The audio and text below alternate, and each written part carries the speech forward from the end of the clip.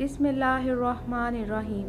अस्सलाम वालेकुम। उम्मीद है कि आप सब बिल्कुल खैरियत से होंगे।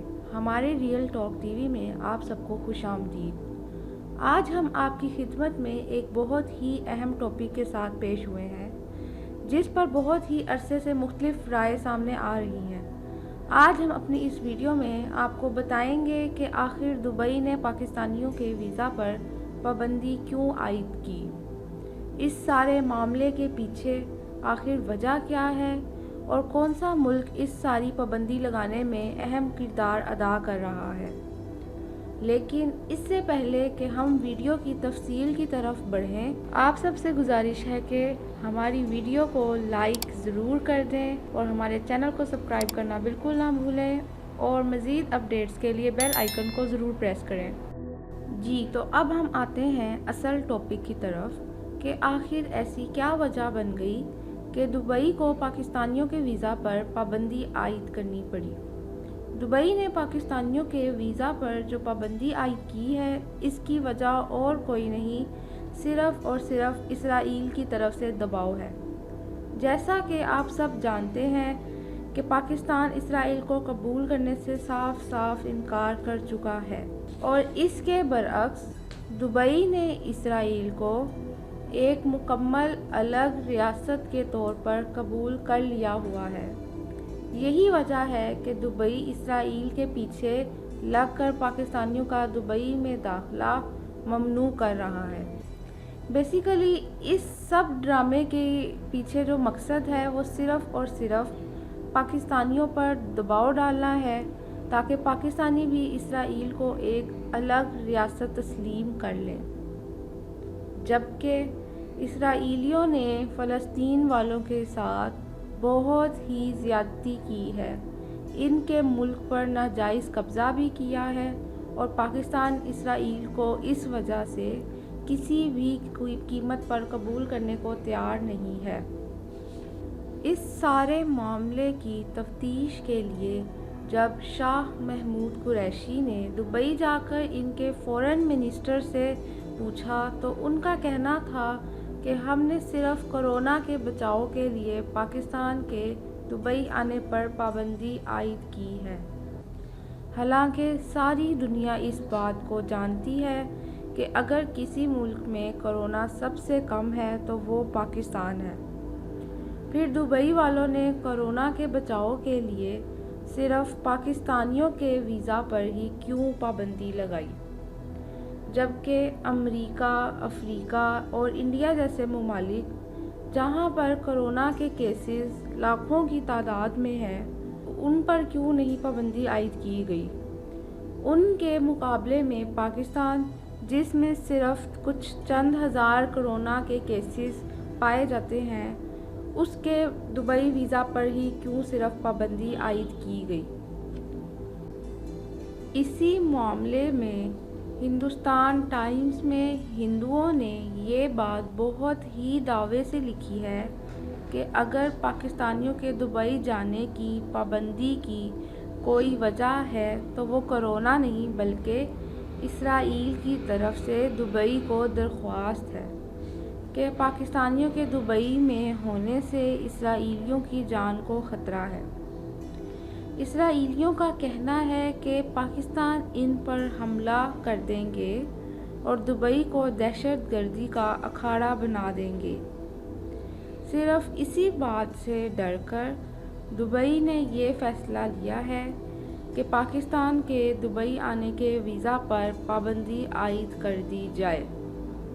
हालांकि दुबई में बेशुमार पाकिस्तानी काम करते रहे हैं और तो और पाकिस्तान ही की लेबर फोर्स ने दुबई को बनाने में भी अहम किरदार अदा किया है।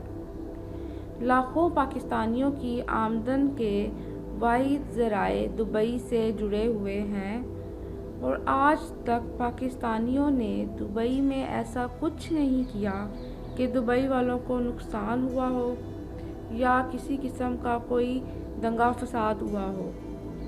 तो फिर आखिर क्यों दुबई इस बात को तूल देकर पाकिस्तानियों के साथ इस तरह का सलूक रख रहा है। اس سارے معاملے میں پاکستانیوں کو چاہیے کہ اب ڈائریکٹ ہی دبئی والوں سے پوچھا جائے کہ ہندوستان ٹائمز میں جو کچھ بھی لکھا گیا ہے کیا وہ سچ ہے یا محض ہندوؤں کی طرف سے ایک کہانی ہے۔ اگر تو ان کی طرف سے کہی ہوئی یہ بات سچ ہے تو پھر تو پاکستانیوں کو اس سلسلے میں جلد ہی کچھ کر لینا چاہیے اور دبئی والوں کے ساتھ اپنے معاملات کو درست کر لینا چاہیے۔ اور اگر یہ بات سچ نہیں ہے تو پھر آخر کیا وجہ ہے کہ پاکستانیوں کے ساتھ یہ سلوک کیا جا رہا ہے؟ آخر کیا وجہ ہے کہ اس طرح دبئی کے لوگ پاکستانیوں کے ویزا پر پابندی عائد کر کے لوگوں کے روزگار چھیننا چاہتے ہیں اور پاکستانیوں کا مکمل طور پر دبئی آنا بند کرنا چاہتے ہیں؟ اصل میں اسرائیل ہر ملک کی کمزوریوں کو بخوبی جانتا ہے اور وہ اسی سب کا فائدہ اٹھا رہا ہے اور سب ممالک کو پاکستانیوں کے خلاف کر رہا ہے تاکہ پاکستانیوں کے پاس کوئی چارہ نہ بچے۔ پہلے تو اسرائیل نے دبئی کو پاکستان کے خلاف کیا اور اب وہ سعودیہ اور پاکستان کے تعلقات خراب کروانے کی بھی ہر ممکن کوشش کر رہا ہے۔ پہلے سعودیہ والوں نے تیل کے مسئلے پر پاکستانیوں کو تنگ کرنا شروع کیا، پھر اسرائیل نے عمران خان کو بھی اچھا خاصا ذلیل کروایا،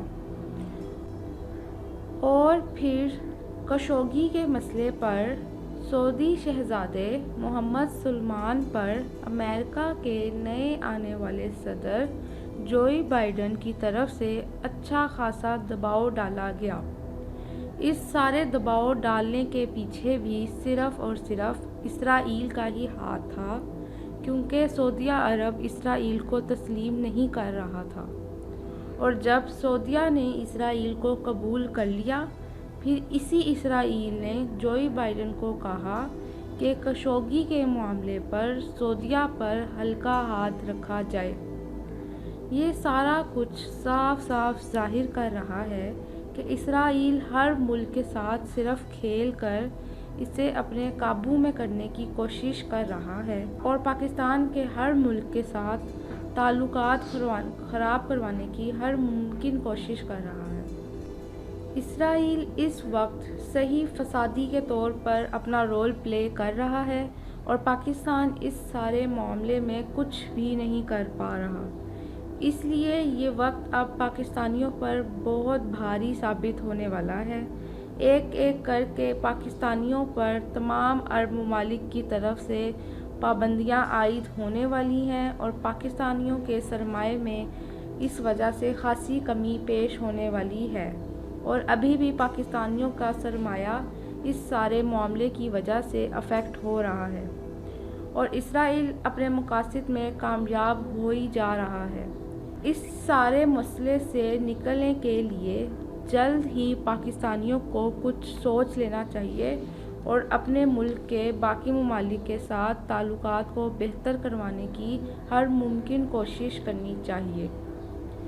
جی تو اگر آپ کو ہماری ویڈیو اچھی لگی ہے تو اس کو لائک ضرور کریں، ہمارے چینل کو سبسکرائب کرنا بالکل نہ بھولیں اور مزید اپڈیٹس کے لیے بیل آئیکن کو ضرور پریس کر دیں۔ شکریہ۔